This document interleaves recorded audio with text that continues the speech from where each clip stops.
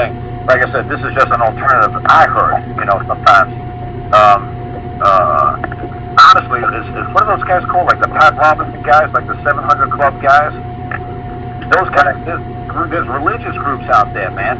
If you belong to, if you just subscribe to some religious groups, they carry their own. It's like, what are those other things guys called? The retirement people here in the United States, Greg? What's it called?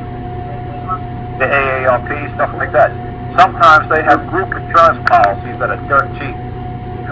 And that way you could avoid all this Geico, government insurance, the government employees insurance company, Geico. But you could avoid all that nonsense, and you could avoid the State Farm and Allstate. I don't know what religion, denomination you are, but like I said, I know certain religious groups, like Mormons and stuff like that, they have their Jehovah's Witnesses, they have a group policy, and it's dirt cheap, because none of their members ever get into freaking accidents, because they just don't. So it's dirt cheap. So why don't you try to see, this is what I try to tell people, this is why people like me were so happy that George Bush was being elected president in the 1990s, is because he said that he's going to take everything out of government and put it in the private sector, and he's going to turn all the social services into church-sponsored activities. So this is how you got all the moral majority people like me wanting to support him, because he said he was going to take the government and make it small and privatize it and let it all be faith-based organizations run the government. So he said, hooray!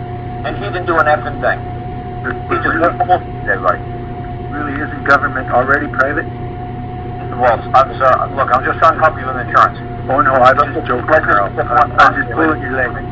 Let's just stick with one topic, and let's just try to get you insurance. And if other people want insurance, I'm just tossing it out there because I heard something while I'm cooking these burgers.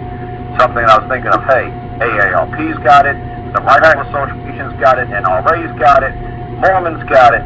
Just stop running to Geico and saying that's the only part of the government employee insurance company is the only option I have. There's other options. You're just not looking deep enough.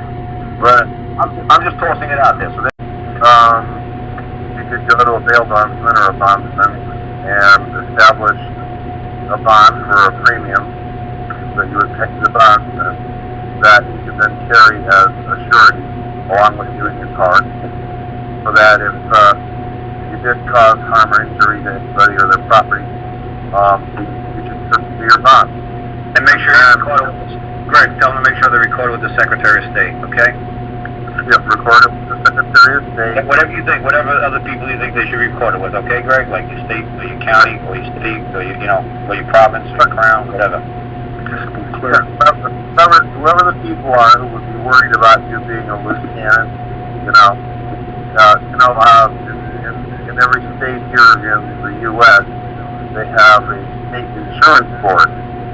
All right, and that would be a good place to send a record of your bond with the state insurance board, so that they know that you're covering your behavior.